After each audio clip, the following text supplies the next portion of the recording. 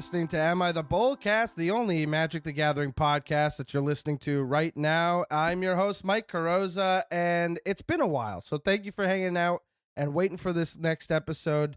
I've had to move out and then move into a new space, and we're making it work, and I am thrilled about today's episode. I have an amazing guest on that I'm very excited to have on and to chat about all these projects, and I swear to God, this is going to be one of those episodes where most of what I say is in praise of my guest, and I'm very thrilled about it. Before we get to our guest, I have to talk about our sponsors. Our sponsors today, cardsphere.com.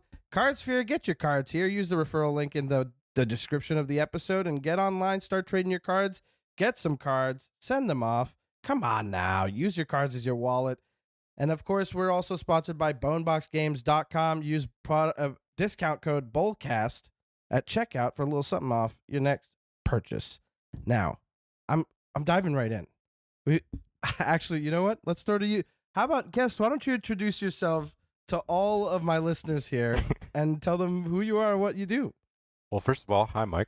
Thanks for having me. My name is Chris Fox. Most people know me just by Fox. I am the vocalist for numerous bands, but the one well-known or mostly well-known whatever is See You Next Tuesday. Oh yeah. Yeah, and then I do a lot of other stuff too, but that's probably the main thing you know me from.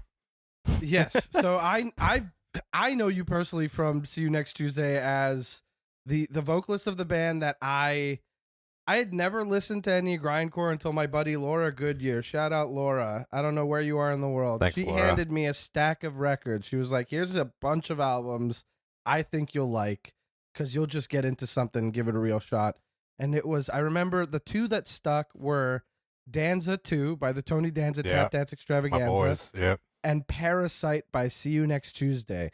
And when I tell you that I wore out her copy of Parasite to the point where I bought her another one and just kept the one she gave me. Nice.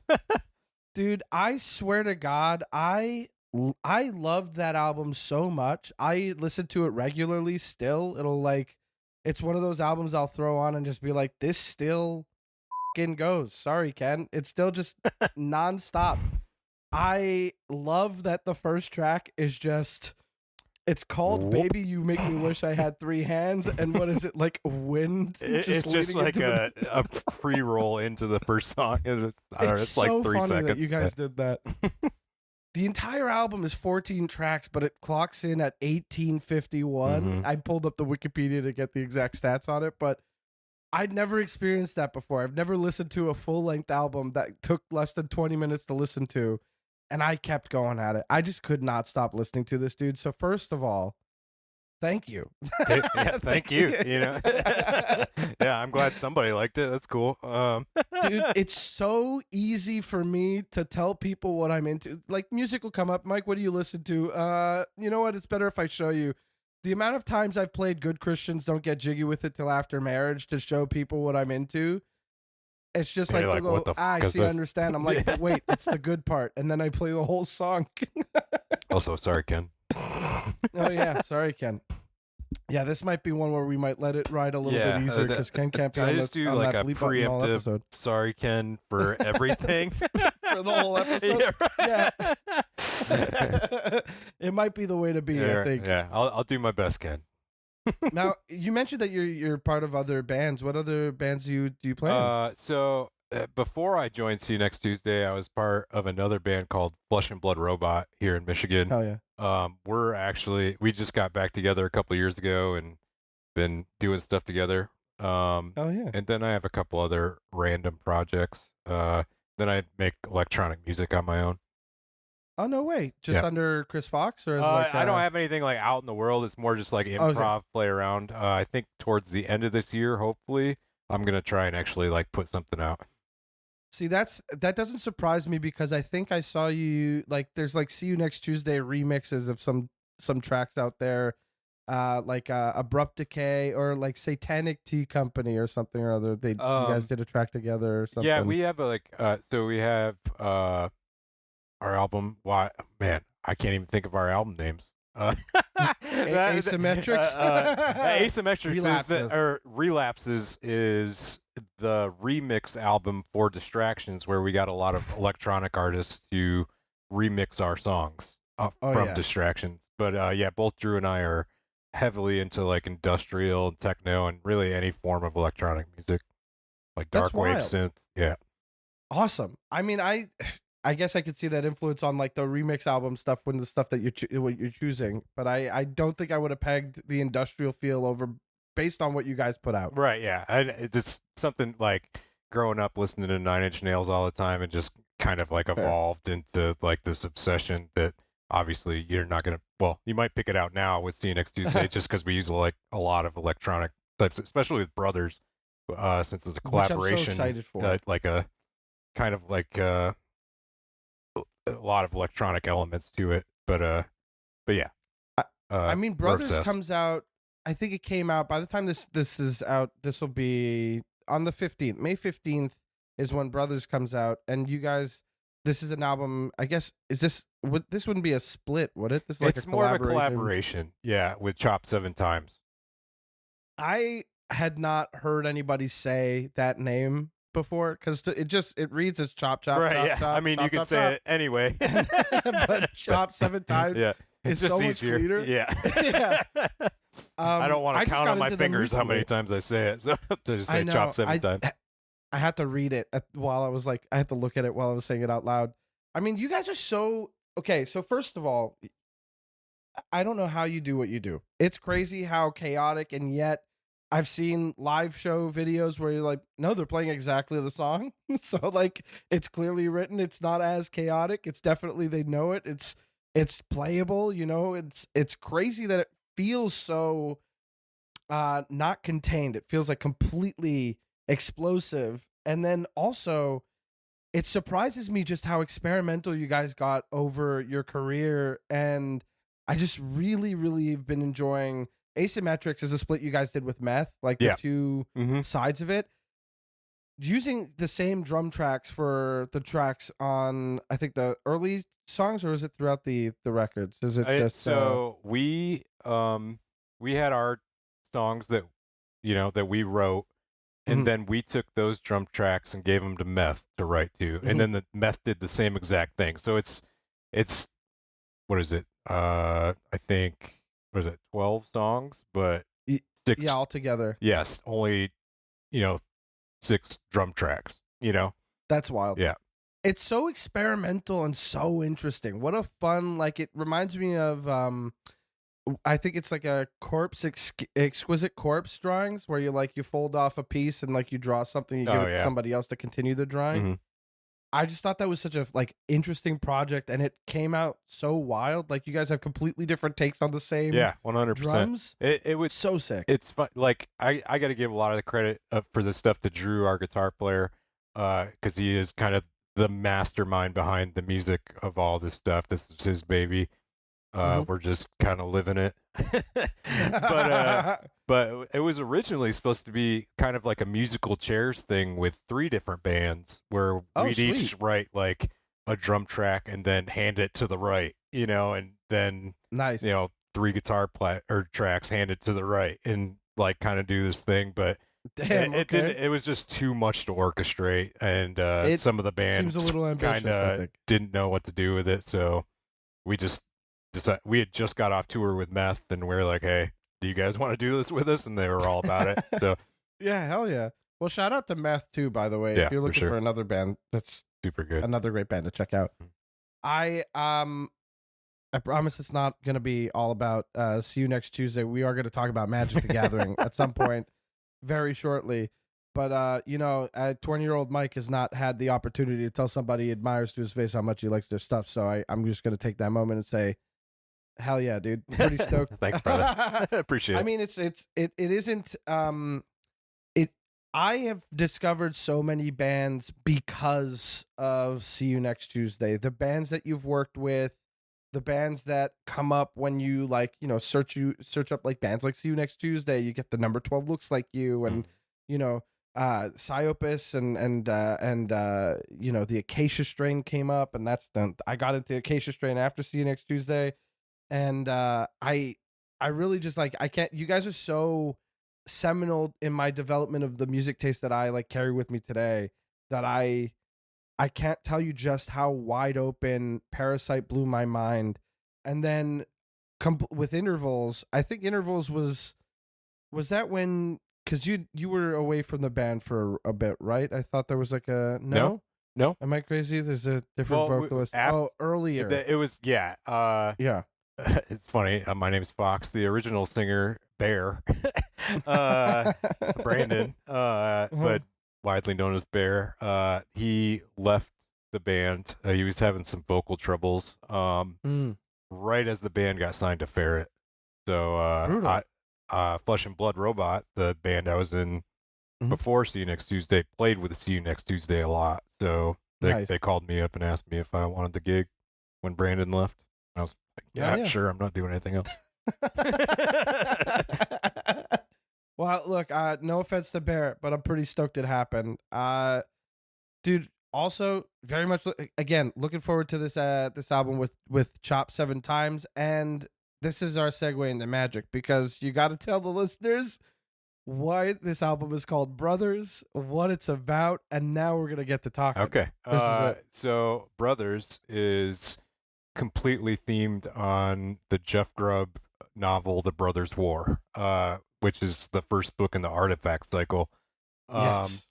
So when we were doing this originally, or putting this together, Drew and Chop had pretty much had all the music done, and it was time for us to start writing vocals. And I'm really busy all the time. It didn't seem very like a viable idea for Chop and I to write together to do like 2-singer song type stuff. So we decided I was going to take 1/2 of the 7-inch and Chop was going to take 1/2 of the 7-inch. And so we were trying to think of like stuff to do, like 2 takes on the same idea type thing. And we were tossing around ideas a lot. And I had just bought the Artifact cycle to possibly do like a full length for See You Next Tuesday based on some stuff. Or based on all that, mainly the Brothers' War, but I just tossed that out because we were kind of striking out on ideas, and turned out Chop had read a ton of the early Magic novels when he was a kid. He was all about it, so yeah, we just split it up to where I would take the viewpoint of Urza, and Chop took Mishra. That's so. First of all. Hell yeah. How fucking sick. Sorry, Ken, but that's so sick. I love that it resonated immediately, just like a thing you just threw out there. I was like, it's crazy. Hey, yeah, I didn't expect it to hit. I was like, well, I guess I have this idea. I was going to save it, but there's this if he knows anything about it. And if he was like, yeah, I'll take Mishra. This sounds awesome. So did you know that did you know that Chop had any experience with Magic prior to this? No, you hadn't even played Magic or anything with him. Honestly, like Chop and I had just so Drew has been our mediator this whole time. He knows Chop, and I don't know him that well. So during this thing, it was kind of like a thing of telephone through Drew, when I guess we could have just talked, whatever. But I had just met Chop for the first time during another podcast like a week or 2 ago. No way. Yeah. but yeah, I had no idea that he knew anything about Magic at all. I just threw it out there, and it hit. So. Kismet, buddy. Speaking of Magic, Kismet, right out of what is it? That was Legends, was it? Now I gotta check. Yeah. I gotta check to see when Kismet was printed. Legends, uncommon stacks piece from Legends. I tell you what. So, did you end up picking Urza over Mishra, or was it kind of like? It's funny because I used to run cEDH Urza, so I was like all about just taking Urza, and he wanted to do Mishra just because of the like wild Phyrexian type Gix stuff. I guess Gix is his favorite character of all time. So which makes sense. It just worked out. We were like, cool, all right, get to work. Nice. Love that. Love when that happens. It's just like creative synergy in the way of like, oh, we know exactly where we're going and it lines up perfectly. Mm-hmm. Pretty stoked to hear this album. So far, there's only one song out for it. I And believe so. I think Chop Song might be out at the time of this. I don't know. I just saw the video for it. I don't know if it's actually out because I never pay I, attention to anything. But I told myself to save it until it's released fully. yeah, So fair enough. I'm not letting myself listen to anything just yet, but I know that it's coming. I am interested in knowing more about. First of all, you mentioned you play cEDH Urza. And so when it comes to Magic, is cEDH your preferred format? Yeah. I kind of play casual every once in a while, and if I do, it's Mhm. probably like high power bracket 4. But mainly, 99% of the time, if I'm playing, you're gonna catch me playing cEDH. I hear you.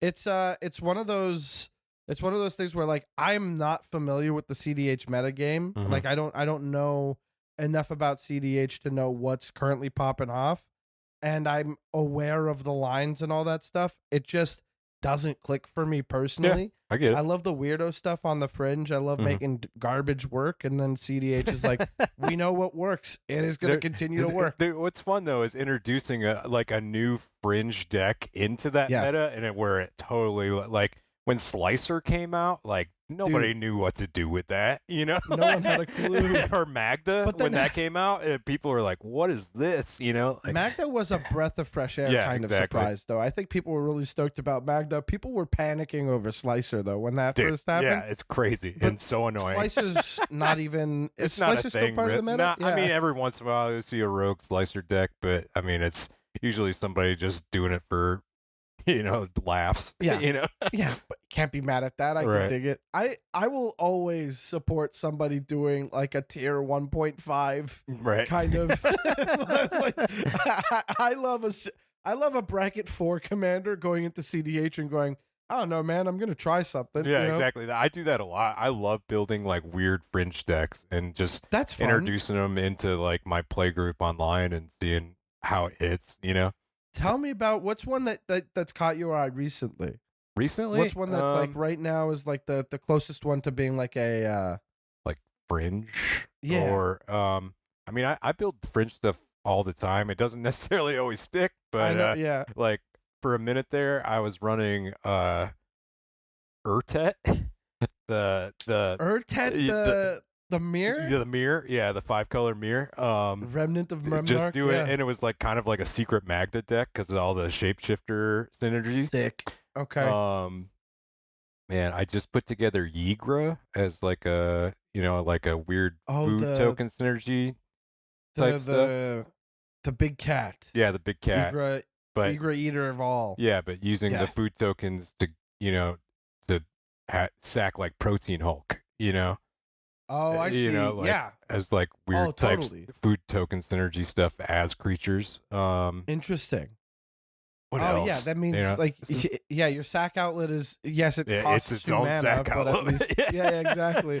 Yeah. I hadn't considered that. Plus the ward sack of food is just so brutal. So Yeah, exactly. it can be pretty backbreaking. I use Igra in my my Genova Ancient Calamity deck, the Final Fantasy Genova, the only Genova. Because it gets real big with the +1/+1 counters, yeah. and you make that thing a mutant, you're drawing your whole deck. Right. That's the kind of stuff and plus I rarely touch green, but Genova's the first deck I'm talking about today. That's crazy. That's not like me at all. I'll say before we hopped on, I watched a video of Ashling the Limitless turn 1 combo kill with it was Command Tower into Dark Ritual into Mana Vault into Adnos, I'm assuming. No, it was what's the one that enchantment that makes creatures cost 2 less, but gives your creatures -1/-1. Oh man, I was running that in Machias for a while. I was also running it in Gwenum. Gwenum's I sick. know what you're talking. I can't think what it's called though. Yeah. I'm looking it up on Scryfall right now. I'll have it soon. Is it listener. like You just don't gotta one scream black at or me. something? It's something like that. It's got a God, this is gonna kill me. This is so Heartless annoying. something? No. Heartless Summoning. Yeah. Okay. Yeah. Nailed Yeah, it. yeah, Okay, yeah. well, kind of That's halfway. gotta be it. There we go. Heartless Summoning. Yeah, 1 in a black. Creature spells you cast cost 2 less to cast. Creatures you control get -1/-1. And so you get Ashling out for 1 mana.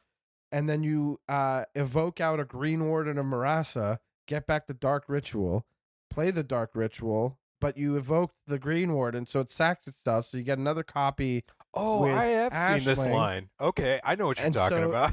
you just loop the Dark Ritual, and you get your copies of the Green Warden that are all hasting attacking Yeah. creatures. You're on turn 1. Some players haven't had a turn. What are Yeah, they going to do here? That's why I did see this somewhere. I don't know. This must have been like weeks ago when I saw it, but yeah, that is. It was wild. like one of those like little reels that popped up, just showed up like a YouTube short that got fed into my algorithm. I'm like, this is a skosh faster than I like to be, but it's really fun to see the pieces connect the way they're supposed Yeah, to. for real. What a god hand for opening hand. I know, you gotta have like it. Oh, I was missing a Chrome Mox. That's what that was. Listeners at home trying to do the math. You're missing a Chrome Mox.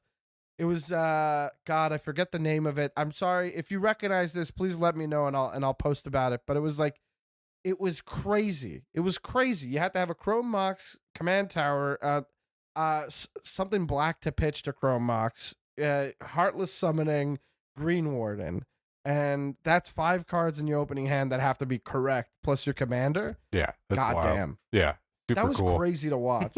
It's to me, that's like, why I love cEDH stuff, man. Because it can pop off that quick, and you're like, cool, shuffle up, let's go again. It's or very in a tournament, exciting how you're bummed out, explosive. but yeah, exactly.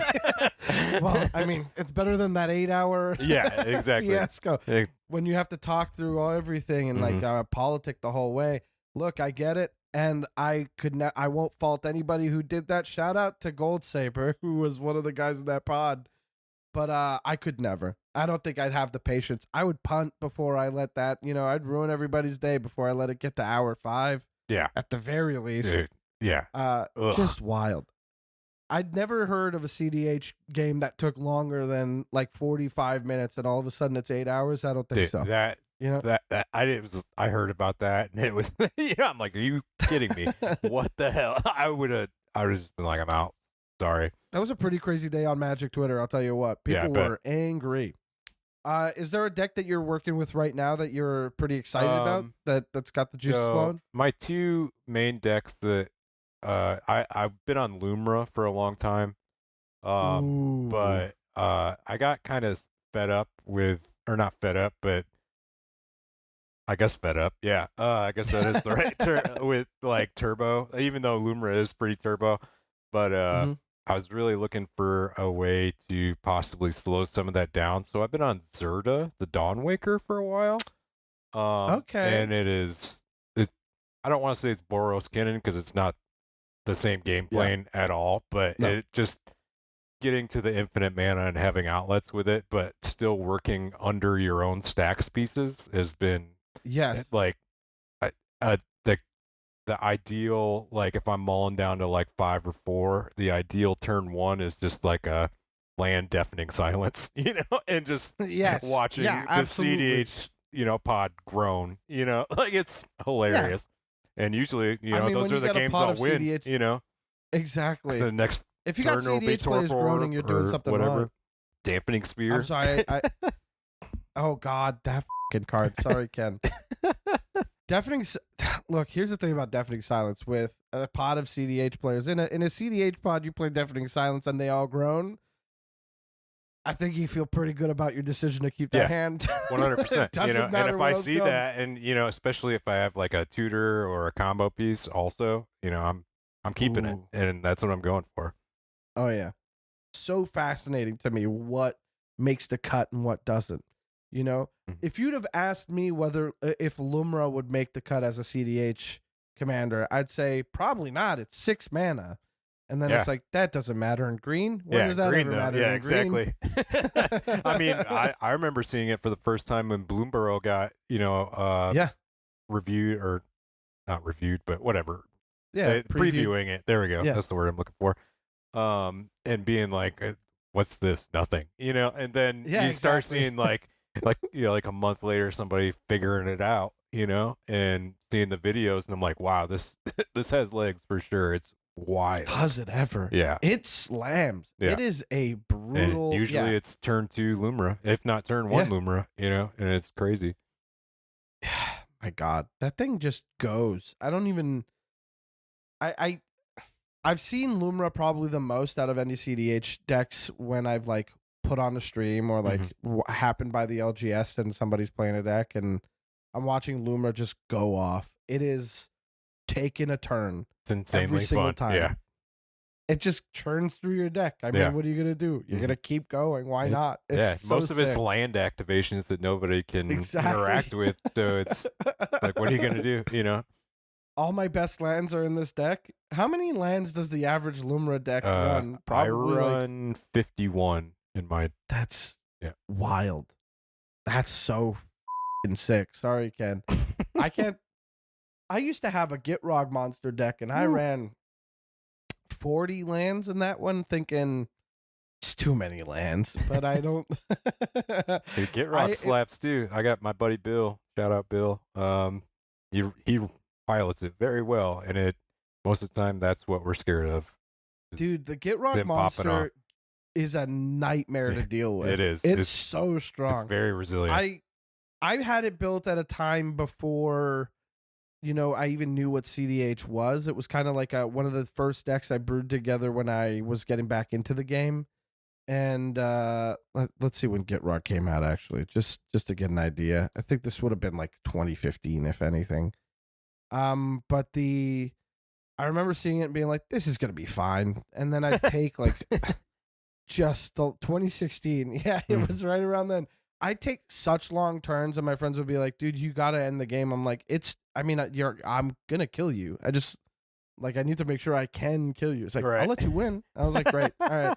Yeah, I guess we're not playing super competitively. Let's shuffle up and I'll pull out my group hug deck that I had at the time. Right. Yeah. Yeah, it's Gitrog is such a menace. It makes me wonder if I don't have it in me to build it again, I don't think, but that new Gitrog with Thalia or the Necro Bloom? Yeah. I actually have Necro Bloom. Oh, Thalia Gitrog? I have Necro Bloom as one of my only casual lists, but it is a hidden Gitrog deck.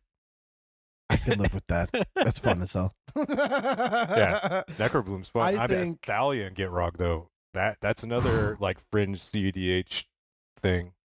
That to me is so fun. I think that having this be, I played against one Thalia in the Gitrog deck, and it's somebody who sat down with us and we were like, hey, I'm playing this little dirtily combo deck that's maybe back before brackets. I was like, this maybe a 5, and one guy was like, I have a precon. And I was like, this precon's pretty strong. It can hang. But you're new, so fine, don't worry about it too much. And then a buddy of mine brought out one of his decks, and I think it was his most medium deck, and the other guy was like, I got Thalia and the Gitrog monster. And we're like, where does it land? Where does it land? And he goes, oh, don't worry about it. It's don't worry about it. Yeah, it's like a 7. It's got a hidden thing to it. I do something weird with it. And I'm like, oh, weird fun? He was like, oh, yeah. And I'm like, great. I can do weird fun. This f***ing guy made an Allurin deck with Thalia and Gitrog monsters. Sorry, Ken, by the way. But, I'm sorry. You're going to do Thalia and the Gitrog monster. I'm like, hey, all these creatures are under 3 mana. That's so fun. That's pretty cool. Is that your theme? What are you doing? Is it Sun Titan deck and you haven't gotten your Sun Titans? What are we looking at?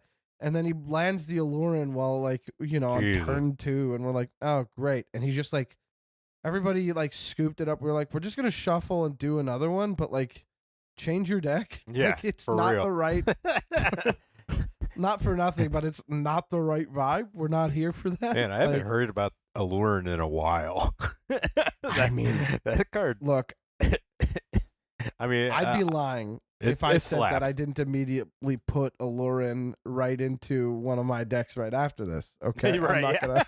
Okay, that's pretty funny. Look, I have a Mike and Will from the Stranger Things one. Yeah. Mike is the Dungeon Master Selesnya one, and then Will is the Orzhov one. Okay. And the most important thing is that Will, when he enters or dies, each player can investigate.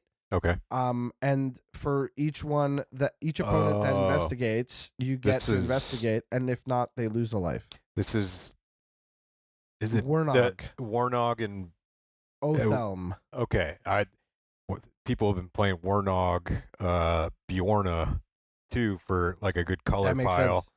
sense. With a Loris companion situation or what? no companion, but so I kind of know what you're talking about with Warnog though. Yeah. Yeah, Warnog is the one that like enters or leaves in that whole thing within each opponent can investigate, and those who don't like lose a life. And then Othelm is the Selesnya one that has a 2 and a tap. Choose target creature in your graveyard that was put there from the battlefield this turn, return it to the battlefield tapped. Oh. And so it's a lot of like little guys in that deck, and they're mostly under 3 mana, and to be able to just like flash them out, and then okay, so I have this reanimator thing, and then I get to do this thing, and here's Warnog again, bounce him to my hand. Here he is again, bounce him to my hand, and sacrifice him, bring him back with Mike, and all that stuff. Does anybody want more treasures? No, okay. What's that? God, now I'm blanking on the spell. There was this 5 mana spell. That said target player draws X cards, where X is the number of artifacts you control. They lose X life and draw X cards, where X is the number of artifacts you control. Monumental Corruption. It's from the Phyrexia All Will Be One pre-con decks. Interesting. So it's really cool. Sounds like an Urtek card. This would have been in a Ixhel Scion of Atraxa's list, the corrupted one, the toxic precon. But Monumental Corruption, not only is that art just disgusting. Yeah, and so that's awesome. Yeah, I'm looking at it right now. That is sweet. 5 mana sorcery that says target player draws X and loses X, where X is the number of artifacts you control. If I'm spending all game making a ton of artifacts, sorry Ken, and then I just get to like laser beam them into somebody, either decking them or killing them with life loss. Yeah, that's pretty sick. Don't even get me started if I've got this in a Zevlor deck that somehow axes on the artifacts. Yeah, if I put Urza back together, this might be in the list. Hell yeah. Especially when I got like Cryptolith Rider, Enduring Vitality out. 5 mana ain't nothing. Hell yeah. Yeah. I mean, especially because it's Urtet, right? You got all those mirror to play with too. Like, exactly. You're just cranking out mirrors and playing shapeshifters and all that. Fantastic. Yeah, and what is it? He untaps them too. It's like it's so stupid. So, yeah, you're just trying to turn them into like little mana dorks, pretty much. I know. I basically played one game against an Urtet deck once, and it was at this. We were at Commander Sealed, and it was Nick Flowery. So shout out to Andy and Nick, sweetie pies out there, and then we just played a bunch of games at the Airbnb between them, like being at the con all day and then going back the next day. And Nick played Urtet, and my deck didn't start for sorry, Ken. I have an ever-changing Dane deck that might be on the way out because it's like, hey, it's ever-changing Dane, but then everything else is like a bomb at 6 mana, and that's it. That's the deck. And that's the plan, the whole plan. And I just never could get to my 4th mana, which was so brutal. And then the rest of the table just had nothing they could do about Urtet and the whole army of Mir. He was like turn 5 with like, okay, well, I think I could put 30 damage at somebody right now, so I'm gonna do that and kill Mike because he's not doing anything. And I was like, great, I'm gonna get on the Palladio and smoke a little bit too, and that'll be my night. So, yeah, I think Urtet's pretty rad. It's just such a weird little guy. Such a weird little guy. It was fun because nobody knew what I was doing ever and didn't realize what I was doing till it was too late. Fantastic. Urtet's one of those guys that was printed as like an extra command, like an extra legend that happened to be in the set that carries the commander set code, but is not in any of the commander decks. It was just kind of like, it's like, you know how Voja and Melik from Murders at Karlov Manor aren't in the set, but they were available in pre-release kits as like an extra card. Oh, okay. Yeah. Yeah. Mm-hmm. I wonder if does Voja do anything in cEDH? Is Voja making a splash at all? Jaws of the Conclave? Sounds insanely familiar. I haven't seen it in my play group or like local meta. How do you spell that? I'll look it up. Voja, Jaws of the Conclave. For those listening at home, I'll read it for you. It's 2 and a Naya for a 5/5 legendary wolf. Vigilance, Trample, Ward 3. Jeez, Pete. Whenever Voja attacks, put X +1/+1 counters on each creature you control, where X is the number of elves you control, and draw a card for each wolf you control.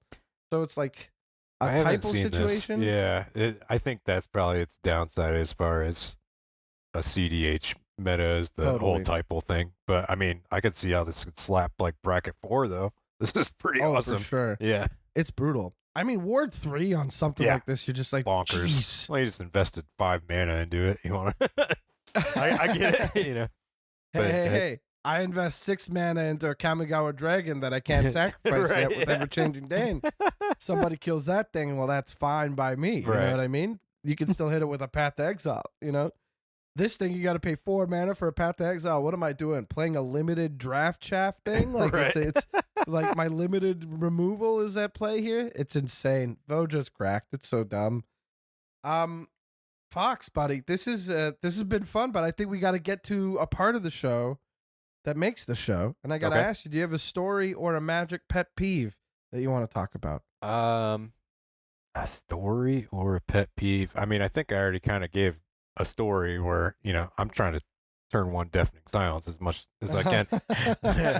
Hear some groans. But as far as like a pet peeve, I guess, you know, like getting into cEDH, then going back to casual pods, Mhm.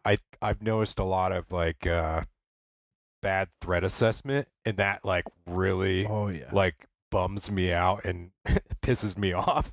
You know, like even where I'm like, I'll show you my hand. You know, if it's Uh-huh. not targeting me, being like, yo, there's Uh-huh. this other problem on the board right now, and I get they're casual. You know, I get it. You I know, get it. but at the same time, that my my cEDH brain is like, yo, target them now, or don't target me. You know, or I'm not Yeah. a problem right now. I realize I look scary, but I'm not doing Yeah, dude. anything. You know, so it really just like real bad threat assessment is probably my biggest pet peeve. I think that it's like it goes hand in hand with being able to admit when you are the threat too, right? Like Right. it's like if we're sitting at a table and I got my buddies over, we're playing some Magic, I don't care what's going on. If I'm the threat, I will openly be like, I'm the threat. These are the things you need to be worried about. That's what keeps the casual thing for me is Yeah. that like I just want 100%. everybody to have a good time, and if that means throwing myself under the bus a little bit, like that's all well and good. Who cares, you know? There is an element of like, you know, going easy on somebody who's having like a couple too many setup turns because they haven't had lands and like taking it easy Yeah, on them. 100%. And then there's also doing stuff like, you know, it's the first time with a deck I kind of want to see it pop off. So there's like room for threat assessment to not be as important in the format. However, when we're being sweaty with our bracket 2 decks, because that's what it is. Like we're still competing. Yeah. When I'm about to land a combo and somebody kills something on the table that should be directed at something I have, I can't be quiet. I'm gonna be like, I don't know, man. Be like, you sure? Yeah, and they'll be like, no, that thing's been bugging me the whole game. I can't do anything with it on play. I'm like, all right, you know, it's also holding me back a little bit, you know, and they're like, nah, I don't care. And then it's like, okay, well, I'm going to go to my turn and I'm going to win now because of that part, because you could have targeted this, you know, and then that ruins a win for me too. You know what I mean? Like, I don't want to have gotten that through just kind of like you didn't really pay attention or you didn't listen to good advice. So yeah, threat assessment in... Man, it's extremely tilting when it's in cEDH. When bad threat assessment is in it's cEDH. bad. Yeah. I mean, it's like the whole table will be like, yo, you are wrong. You know? Yeah. Like, Oh, yeah. And then you have to sit on your pride just kind of like, well, hold on now. No, I thought this through. And you're like, I don't know, man. You're coming in fourth. Yeah. That's what it is. Yeah, for real. I mean, as far as like me being upset with threat assessment in casual, you know, I've rarely ever played a game under a bracket 4 or when the bracket system wasn't around, like under an 8. Sure. Like I came up in like the sweatiest possible commander that wasn't Totally. cEDH, and I just kind of naturally, you know, moved towards cEDH because it was more efficient, like gameplay. You got the optimization grind exactly. down. Yeah, exactly. So I still have like, even though it's casual, it's like competitive. So like very high tier. And so that's where I'm like in a pod like that. I'm still like upset. Yeah, you're still sweaty about it. Yeah. You're like, look, we're gonna have fun, but the definition of fun we're gonna share tonight is Yeah, it's we're just trying us to pissing win. each other out. Yeah. What is your? You know what? This is an interesting. Because what is your take on precons? Like, do you ever like pick up a precon, or do you ever like grab one and I actually like- have 14 precons put together. My pod at home, including Uh-huh. Rick, who's also in the band, our bass player. He's the one that got me into Magic, actually. But No way. so we were gonna start doing precon nights because I was kind of like needing a break from like sweaty cEDH games all the time, and we got together once. Because I was like, I'd always bought precons for like specific pieces just so I didn't have Sure. to, before Yeah, at a certain I point, was it's smart easier to enough to just find them buy from the- singles, Absolutely. But Well, that's the thing is sometimes it's easier to grab the precon yeah, off it's the just shelf like for right $60 there, than have to hunt down the one card for 40 later. You're like, all right, it's Yeah. I'm right by the or like the at LGS. I might release, as well just grab it. like at set release, just buy the precon, instead of Exactly. waiting for one of the specific cards to be on sale. But so I have Yeah, all wait these for a bunch of precons people that to I had crack taken apart. Collector boosters. Right, yeah, exactly. So, I just put all these precons back together to play. And it was fun. The one time we did it, it was cool. Oh, We yeah? just all like Did- flipped a coin and, we just took whatever the number was. Or not flipped a coin, roll a die, die. probably. Yeah. Yeah. 20 Because coin yeah. flipping is huge But, in cEDH still, right? Is Krakashima still a I nightmare? mean, yeah, Karkashima's still around. I see it every once in a while, and it's a pain in the ass. But yeah, Shout out to Scoop Phase. Scoop. But Scoop is the only person I've watched play Karkashima. This again was the Commander Sealed. I was just over his shoulder watching him play for a bit, and I was like, man, how do you have the patience for that? I cannot believe you're doing all this. I can't believe I you're put it doing all together, this. played one game, and took it apart. I was like, this I is could never. too much. No, Yeah. thank you. I mean, I'm glad it makes people happy and it's out there for you, but I'm flipping a coin maybe once. You know what I mean? I don't need to flip 9 coins. No, thank you. Was it there a gets there, though. That's precon? the thing. It does get there. Of course, it gets there. You're rigging the system. How many copies of Krark's Thumb are you gonna need? Just an insane. You just Krark himself. What a nightmare of it's so stupid. It's so fun how dumb it can be. Not to mention, you've also, like, speaking of coin flipping decks, you had Gavin on Spell Slayers, Bosco and Irene the Aliens gameplay thing. Gavin played Zinder Split and Okan, the Is It pairing from Battle Bond, and he just ended up flipping into like the thousands for Okan's power because he just kept doubling. And it's just like, I have that 'cause you got precon Krark's Thumb. that he put out, and it's fun as hell. It's ridiculous, isn't it? It's so silly. It's Plus the art on insanely that. high powered for a precon. Yeah, but it was one of those precons where they were like, look, we're doing a secret layer precon. We're going to put all the pieces in here. Right. Like, I think it was the we're first one. It was, yeah. Yeah. They got another one coming too, which are the Goblin one, Goblin Storm with Zada, which... Good luck trying to get that. Yeah, I mean, yeah. No way. No, I'm not even going to try. I'm not, and guess what? I don't need to try. I'm fine. I'm good. I've never found myself into building any monocolored decks. Like you mentioned that you've built Urza and Lumra, and you've played some. For me, give me the gold, baby. I need the gold border. I need to see more than one kind of mana symbol. Yeah, fair enough. Let's go. I like monocolored decks a lot. It's fun because the mana base gets to be so goddamn clean. It's just that's the part I keep thinking about, where it's like, okay, 30 swamps and a couple utility lands and a deck. But I'm still putting in all the fetch lands and everything, though. Me being a degenerate. You got cEDH to care about, that's for sure. Yeah, exactly. Yeah. I just, oh man, to think about being like, oh, I get to pick one, I'm going to get one perfect art for this basic, and I'm going to get 30 of them. Oh, yeah. That, to me, sounds wonderful. Playing a deck. Yeah, anybody like that has mixed, like, mismatched basics, like, really bums me out. I'm like, you don't care enough about this deck?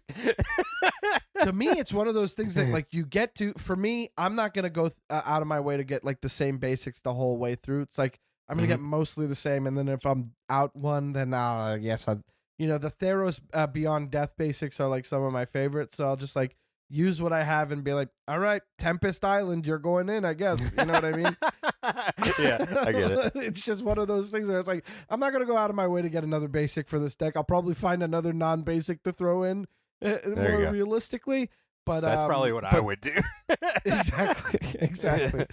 But I do love when you get to a point where with a deck and you're like, no, I'm gonna spend some time and look at some basics. I'm gonna find the basic for this deck, and that shows like a real commitment to it. Where you're like, I think this deck is seriously in the stable now. This is it, you know. And I've only got a handful of decks like that. I'm gonna be honest. I got a lot of culling to do with my collection these days. Got too many decks. Got too many decks. Yeah, that's what I just pulled. I think 7 decks off the shelf to start taking to pull apart. Yeah. How many decks in total do you have? If you had to guess, Fox, what's your number? I know right now I'm at 12 cEDH decks. Okay. I have a number of casual decks, but I really probably only play 4 of them. The other ones are maybe just like budget decks that I put together for random stuff. Okay. But like an event at the LGS or something. Like giveaway, like Secret Santa stuff for like HSM. That we do that when the Howling Salt Mine Boys. Yeah. We do that in their Discord every Christmas, that's real sweet, like a Secret Santa thing. Love those guys too, those sweetie pies. Yeah. I'm glad things are taking off for the them. Dudes. Hell yeah. They're also, I mean, I hope I can come back down to the States soon. I've just been avoiding it lately because of, I would all too. of it. Yeah, 100%. I get it. Bit of a nightmare, but one day when I come back down there, first of all, I love Commander Sealed, and I can't wait to get back. I can't believe I'm about to say this. Can't wait to get back to Rochester, New York. Good old Rochester. Get yourself a garbage Good old plate. Rochester, New York. Exactly. Man, they try to sell you on a garbage plate like they're blowing your mind. And it's I know. Nah, you're man, like, it's just a pilot. I don't think you get it. This is what I do when I'm too sad, broke, and depressed to make. Like for real. I'm too lazy, depressed, and I'm broke. I'm picking out stuff in the fridge. This is not going to be good. This is a sustenance meal. This is not a joyous occasion. You know what I mean? Mm-hmm. And they're like, this is our city's identity right here. And they serve it to you, and if it's not on a paper plate, it's not authentic. That's what they'll get you. They'll be like, oh, you put that on it. Get a load of this guy. He thinks he's fancy. He's got it on a ceramic plate. He got a ceramic plate. The mustard's not going to stain the ceramic. It's supposed to stain the paper. You're supposed to look at it like you left some on there. What are you, a fucking poser? Sorry, Ken. Unbelievable stuff. I can't believe I'm saying it, but I do miss Rochester, New York, and shout out to everybody out there. Actually, I got a lot of love for Rochester, too, so I get it. One of my favorite tattoo conventions in the country is there that I used to work all the time. So, yeah. You know, like Commander Seal, they were supposed to have 2 tattoo artists at the con, and they backed out at the last minute, I think, because one of the organizers wasn't involved anymore. But the year before, they had one guy who just like did a flash book, right? Just like easy, and just cleaned up. Yeah, all weekend. Mm-hmm. I guarantee, because you do tattoos too, right? You're like you're a tattoo artist. Yes. I guarantee. First of all, I bet it would be difficult for you to be like, I'm going to this magic convention, but I'm going to do tattoos all day. Yeah, exactly. Yeah, I was like, I want to play. I don't want to work. I know, yeah. I know. But hey. But you would make a ton of money. Like they've been having tattooers at all the main magic cons now too. And I did speak with whoever's directing that a while, like maybe like 2 years ago, thinking about it. But that crossed my mind where I was like, I'm here to like have fun, and not work, but I would probably make but dude, insane amount of money. I get this vibe from you, and I feel similar in this way. You got a lot of projects going on, and they don't all start as projects that you want to be working on. Yeah. They start as a thing that you just love to do, and then it's like, well, now there's a business attached to it. Yeah, exactly. Yeah. And so I completely understand. Look at what we're doing right now. I completely understand this idea of like, I want it to be a fun little thing, but it wouldn't be a bad way to get the foot in and like to do a fun thing and then be like, hey, guess what? My MagicCon badge is comped because I'm a vendor and I can, put up a back in like an hour sign to go rock a game or two. Right. And, yeah, I mean, it's I didn't know that they had tattoo artists. I know that last one I went to was in Chicago a couple years back at this point. It must have been not this last one, but the one before, I want to say. I can't remember exactly. But I didn't see one there, but it makes sense. It just makes sense. Mm-hmm. You got a bunch of nerds peer pressuring each other into getting an is it symbol or a Demir symbol on their arm. And that's all I would do is just set out like very generic like magic flash on the table and be like, $200 Here we pop, go. let's go. Yeah. Easy. And then they're walking away feeling stoked. You're right. Yeah, exactly. Yeah. You see somebody with a brand new, just like cellophane covered tattoo on the magic floor, and you were like, hey, what'd you get? What'd you get? And they're not beaming. They're not beaming. Yeah. Like They're stoked. Come on now. So fun. That's so fun. You know what? I don't have any tattoos. I should probably think into something. I don't know what I'll do. I keep flip flopping. That's my problem. Hop, skipping, and jump away. Hell yeah, you're over in Michigan, baby. Mm-hmm. Not too far at all.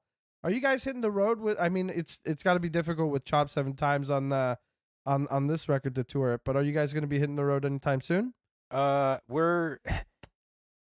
have like random shows here and there. Us being like freaking over the hill adults now, you know. Back then when 35. Yeah, 35 for sure. That's what I am. It was so much easier when we were in our early 20s and we didn't have like real jobs or anything. Mm-hmm. We just hop in that. We used to tour 11 months out of the year, you know. So I remember not being able to make the one show that was out here at one point and just being devastated. I think we came through there with Red Chord and Despised Icon. That's the long one. Time. Yeah. You know what? Actually, this is going to be fun. You know Alex from Despised Icon? Yeah, I've known him for a long time. Yeah. He went to my high school. Oh, really? And yeah. That's funny. And I was in the music program and learning to play drums, and the drum teacher couldn't make it, so he sent his buddy to teach me for like 2 lessons, and it's Alex from Despised Icon. I had no idea. That's and hilarious. He's just teaching me how to play drums. I was just like, hey, you're pretty cool. What are you into? He's like, a lot of stuff. And he's playing me some jazz, and then I find out what he's doing. I'm like, oh, that's you screaming your lungs out right now on this. Like, I've only seen him once since, and it was when I was in my 20s. And I was like, why didn't you tell me back then? I would have loved your band. You could have kickstarted this metal thing a long time ago. Man, you guys got a lot of good bands up there. I mean, you got Cryptopsy, you got Despised. Cryptopsy. Ion Dissonance. You got Beneath the Massacre. Beneath the Massacre was the one I was saving. I was going to wait for you to mention a bunch of them and be like, yeah, you missed love Beneath the those dudes. We got to do one tour with those guys, and oh my God, they're sweethearts. But they're amazing. Yeah. It was like us, them, and Tony Danza, actually. That was Tony a good Danza tour. Also on the comeback situation right now. I can't wait for whatever they're doing. Yeah, it's good. Like, I was heartbroken when, first of all, this is a little, this is going to be such a nerdy little pet peeve. First of all, not the bolus. We're going to call it right now on Fox not being the bolus. We've been jumping around. If you're a fan, I love the Tony Danza Tap Dance Extravaganza so much. I'm a huge fan of their Danza 2 through 4, impeccable. 1, the production value is sometimes a little harsh for me to listen to, but we're listening to 2 through 4. Why are you doing Roman numerals for all of them? And then on the 4th one, you don't go Danza IV. You go Danza I. That's a Tennessee mentality, man. That's what I'm saying. To me, I was like, was this ever Roman numerals? Is Danza 5 gonna be Danza I? That's pretty funny. I can't believe it. I guess I never noticed that. That's super funny. Fox, I have had nobody to tell this to in all these years. Because how often does this come up? Right. Sorry, Ken, but it's like this is the perfect confluence of a person who will get it and understand and appreciate it. And now, for real, perfect, dude. I would keep you on to talk your ear off for the rest of the night if you let me. I feel like it'd be fun to get your take on anything that's been spoiled recently. Because we just had some Marvel superheroes and Commander and the Hobbit Commander and Reality Fracture stuff come out. Is that something you paid attention to I at all? didn't. I kind of saw a little bit of it when I was in Vegas. Right? We didn't get too much. We got like a healthy amount for sure. Some really cool stuff, like the basic lands going through all the seasons. That plains, come on now, Yeah. come on now, it looks gorgeous. I think that given that you're cEDH pilled as it were, I'd love to hear your take on any of the legends from this set. And currently, we're sitting at 3 mythics and 1 rare legend for Command Zone. I did see this Tom, Burt, and William. That's probably the one I looked at quite a bit. And I was thinking about not necessarily as like a commander, but putting it in the 99 of that Ygritte deck. Oh, yeah, for sure. Are you kidding me? Yeah, that'd be great. It's basically like it's like a greater good light kind of thing. You know what I mean? Like, or light. It's, it doesn't give you the free sack, but, for 1 mana. Yeah, 1 mana. Yeah. And you only discard 1 instead of 3. Pretty awesome. Yeah. Not to mention, and then these they guys come back die as and an they come artifact. back. Yeah. It's that's great. So stupid. Yeah. So dumb. Super Crazy. Good. I think Benny over at EDH Rec did an article about them. I think that came out. If you're listening to this, the day it comes out probably last week, I want to say is how I'm going to put it. But yeah, I think Benny Smith did it. And yeah, here it is. Yeah, Tom Burton William, Commander Deck Tech, May 12th. There we go. It's just it's an undying greater good in the command zone. I mean, yeah, that could be cool. That's got to be worth something. That's a reanimator's dream for sure. Yeah, I saw you're super huge on reanimator. Wait, do you have a master, the master deck, or did you have Mothman? I have a master transcendent deck. Okay, yeah. I've been trying to make either when those got taken off of the Hobbit for a second. When we don't got to stick on the Hobbit. We could do whatever we want. Let's just talk some Magic. When Mothman got previewed, I was like, I'm building this deck now. For cEDH, and I ran that for a while. It was fun. It didn't really hit as hard as I wanted it to, and then I tried for the Master for a minute. Just cEDH, and also having that be. I don't know why I try and make all these hidden commander decks. Especially in cEDH, but it was another hidden Gitrog deck.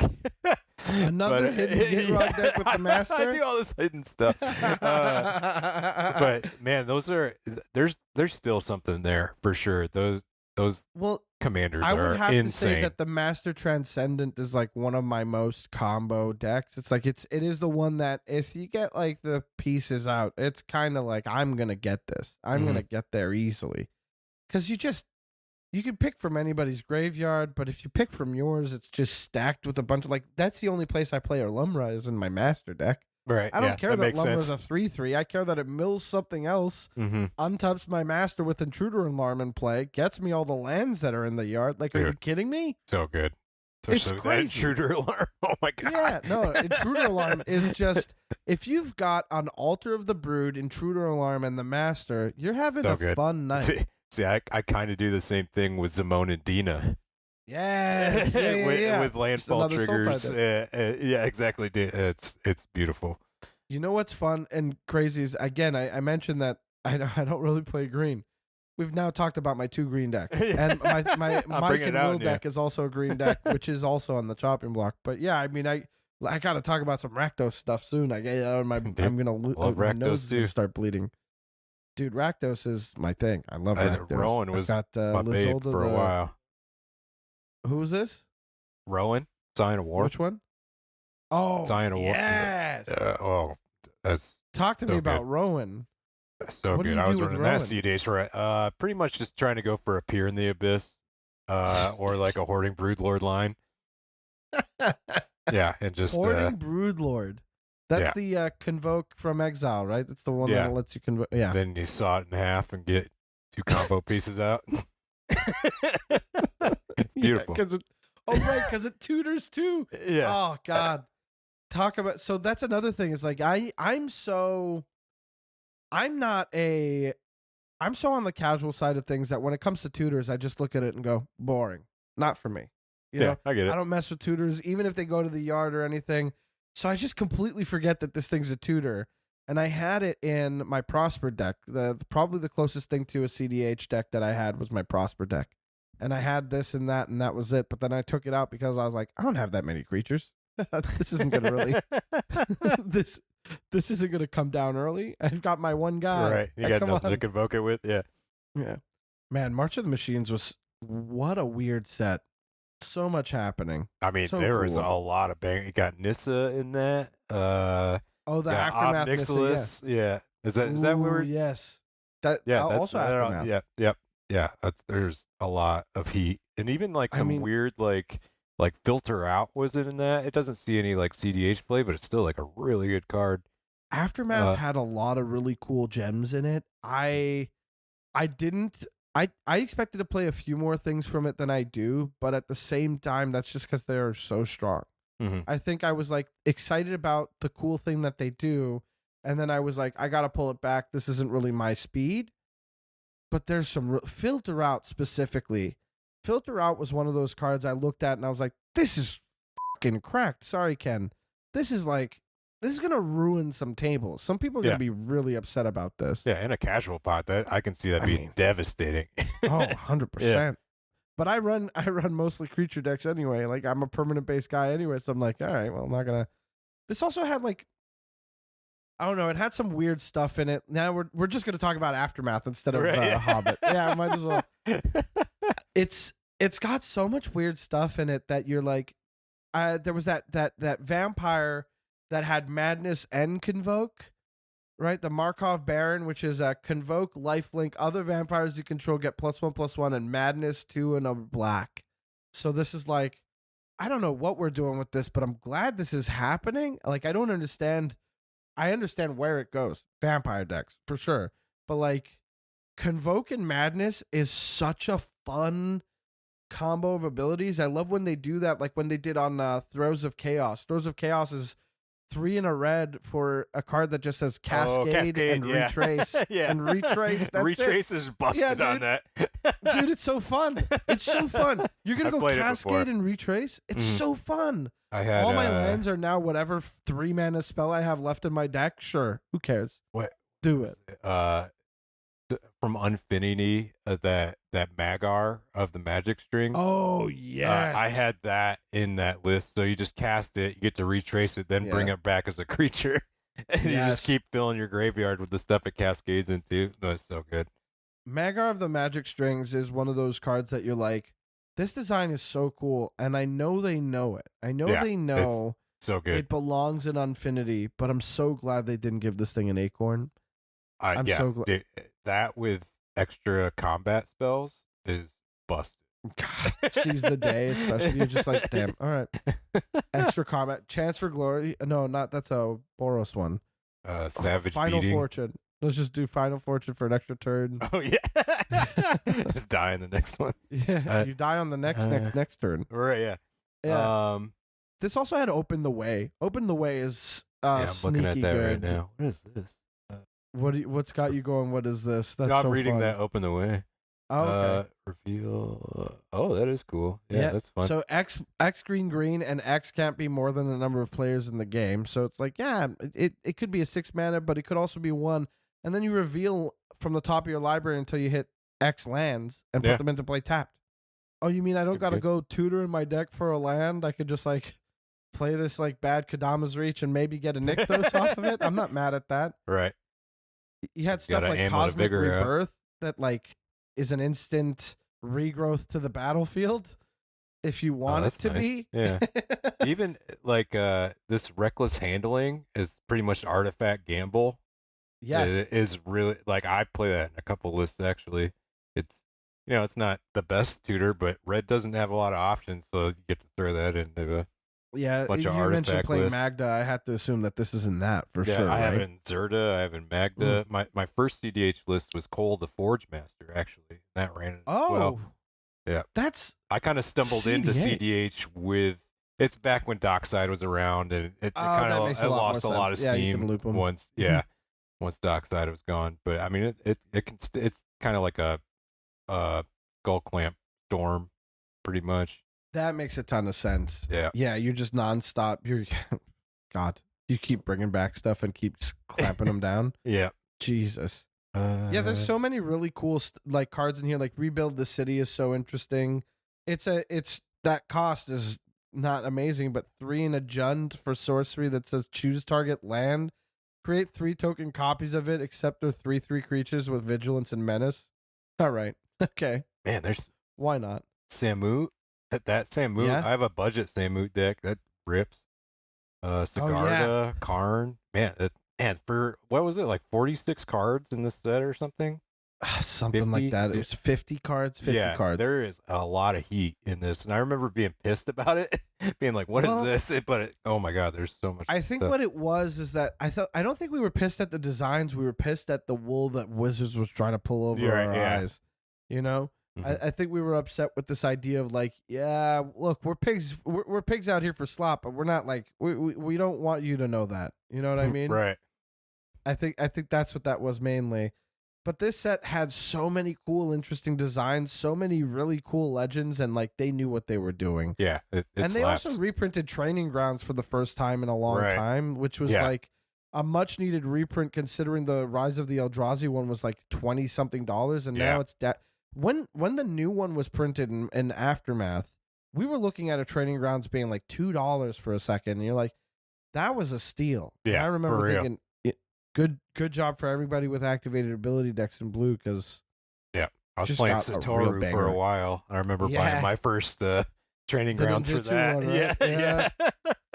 Yeah.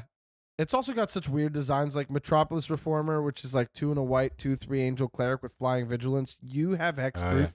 And whenever it's dealt damage, you gain that much life. So you're like, all right. Yeah. This is a hell of a rattlesnake in that it's just, you kind of have to go through it. But it doesn't seem all that scary, but it's still pretty sick. What an interesting design. Good. Yeah. Real good. Especially just in a mono white deck. For real. I really have been enjoying the supplemental product stuff that they do, and I'm really looking forward to Gavin was just at Loading Ready Run Studios this weekend or something, and he took a picture with a poster that they had in the office that said something along the lines of Battle Bond 2 or God, I'm going to just look it up now cuz it was right there. But Gavin Verhey posted about just the words Battle Bond 2 were brought up, and I think that's the most important part cuz he had just this poster, let's see. Battle Bond 2 any day now. That's what I don't know if you could see that. Oh yeah, that's interesting. And you're like, dude, you better not be playing with us because Battle Bond. Are you somebody who gets into like limited formats at all? Do you play a little bit of draft or sealed or anything like that too? None of it. None of it. It's funny. Like when I got brought into Magic, it was right after Double Masters 22 came out. So I'm still like pretty. I mean, 4 years in, but still relatively green. Not I know my stuff. I didn't say a swear. I didn't say a swear. You can just say it and apologize to Ken. Sorry, Ken. But I was brought in straight to Commander, and I kind of learned the game through Arena when I had COVID. Like best really way to learn Magic. Yeah, is that tutorial. 100%. I tell people that a lot. Yeah, but so I'd play some Standard through Arena, but that's the only time I've played anything other than Commander. That's so interesting because to me, anybody who's so competitive in cEDH and stuff like that, I always think that you must love 60 card formats or 40 card formats. You must love a good cube. You know what I mean? Never done that either. You've never done a cube? Never. Fox, buddy, let me tell you something. Let me tell you something. Cube to me is the best way to enjoy Magic the Gathering, and it is it is such a pure distillation of a love letter to the game. Okay. Because it keeps up with the game, but you're making your own version of the set with the pieces that they've put out. But the rules are your own to make. you make the cube. You decide what goes in. You can make stuff up for it. Who cares? Right. This is your cube, and you're providing this experience to 8 people to go through, and you get to watch them kind of see what ideas you had for the cube as it comes along. And as a person playing the cube, you also get to do this little game of like trying to figure out what they seeded for it and how the cards are meant to interact together and how many decks you can have going.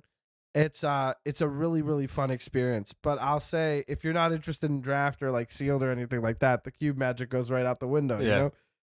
We did in our play group here at home. We did do a commander draft with Commander Legends, and The Baldur's Gate one, or yeah, just the regular Commander Legends. Just the regular Legends one. Yeah, and that was fun. I had a good time doing it, but I knew what I was trying to build for.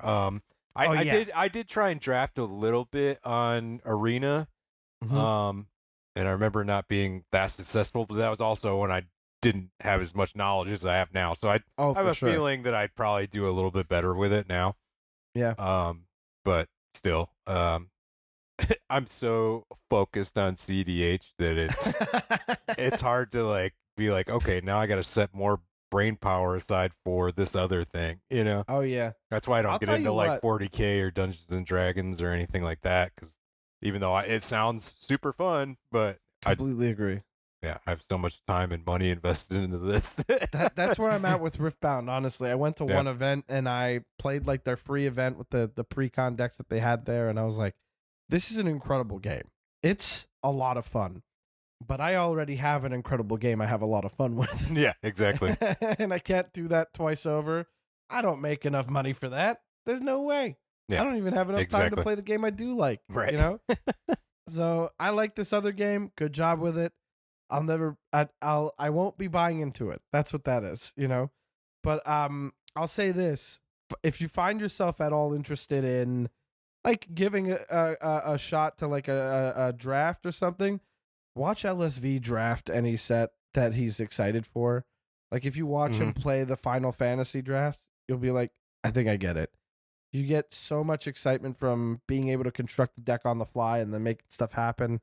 That does pretty seem cool. A lot of fun, like to try and fit, because I think a lot of the magic for me with Magic is like the puzzle of putting a deck together. You know, that's where I get like super high on it, and I will sit here and have one card to cut out of a list, and it'll take me, a full 24 hours to decide what card I'm pulling out of that list.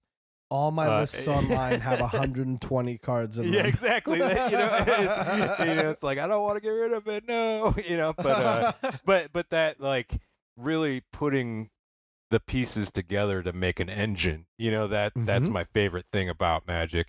And preach it to the choir, buddy. Yeah, that's where I'm at. And that's where I think draft could be fun to like really test those skills.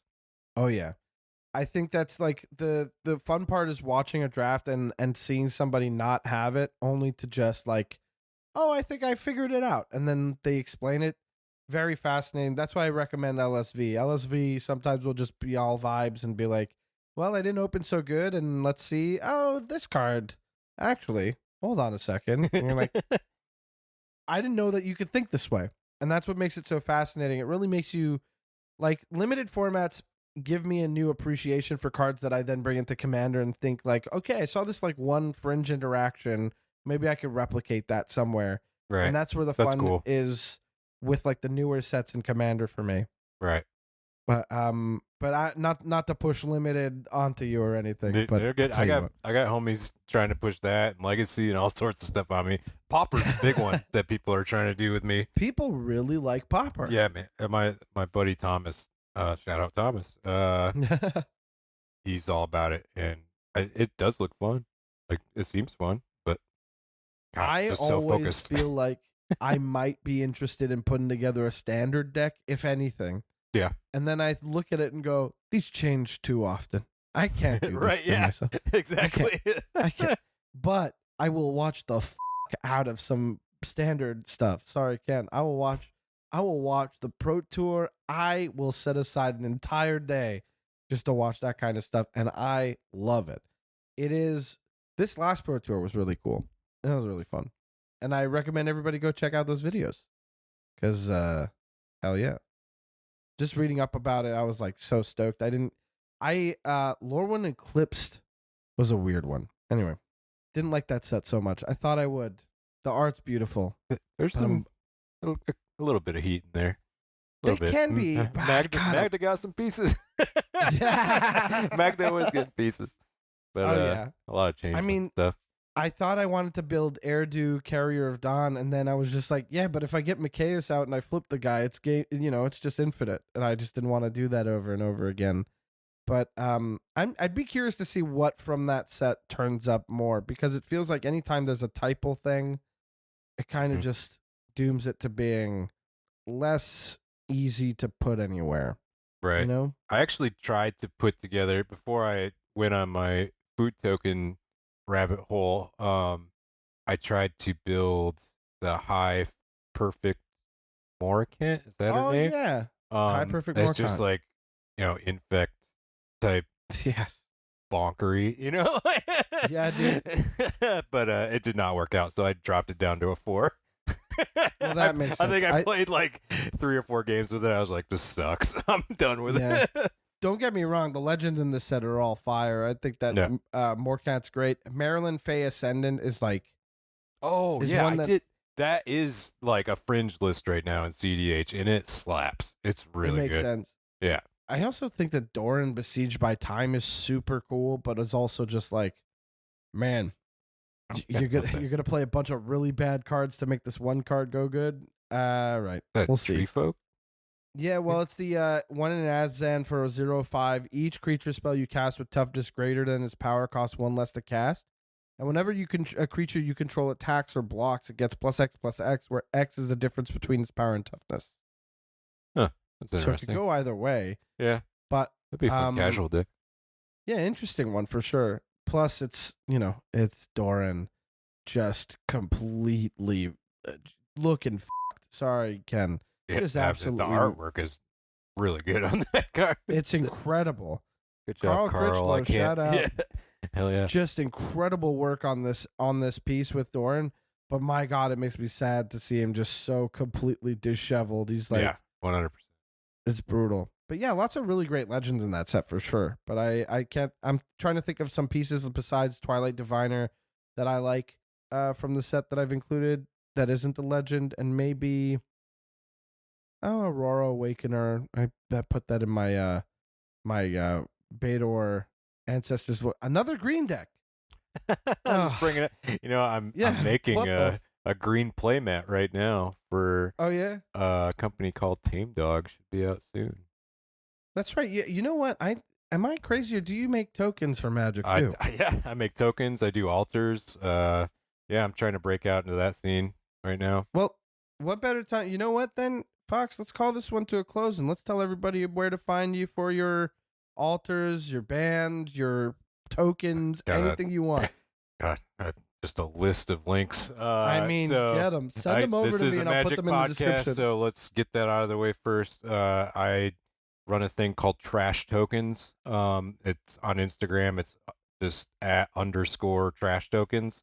I only have 1 set of tokens available right now, and they're actually sold out. I have to order more. But it's a set of tokens to use while you're playing webcam Magic. So it's stuff that like people would give you. It's kind of cEDH focused. It's like Wishclaw Talisman. It's like a Gilded Drake token, like stuff like that. Just where it's easier to represent on your board. But there's a thing like a cards in hand token, like a mana tracker, stuff like that. Smart. But yeah, you can find me there. I have some of my altars up. I just started doing altars, but it's taken off really fast. So I already have a wait list. Good problem to have. Yep. And like I said, I got a playmat coming out for Tame Dog coming like I think like a month or 2. As far as other stuff, I am a tattooer. I've been tattooing for 20 years. You can find me at Fox Tattoos on Instagram. And then band stuff. See you next Tuesday is at C, the letter C, the letter U, and next Tuesday. and then Flesh and Blood Robot Metal. It's a lot of links. Yeah. I mean, send them over. I'll put them all in the description. then yeah, just our labels. Good Fight Music and Sundown Records. Hell yeah. And don't forget to check out Brothers. By the time this is out, it's available. Get it on your Bandcamp, get it on whatever streaming platform, buy it, stream it, just listen to it. Get into it. Can't wait to listen to this whole thing and to have the lyrics up so I can get it. And... We didn't get to fit much content in the lyrics. Just curious. I did what I could. I mean, to be fair, now we're back on See You Next Tuesday. To be fair, I completely forgot to mention this earlier, but my girlfriend was like, because I was like, you're not, this won't mean anything to you, but I just got to tell you because I love you so much and you're gonna like that I'm excited. But I'm gonna interview the vocalist of this band that I love, and she's like, well, what do they sound like? I'm like, well, okay. Do you want me to just play you something? She's like, okay, play me the most, maybe like the easiest for me to listen to.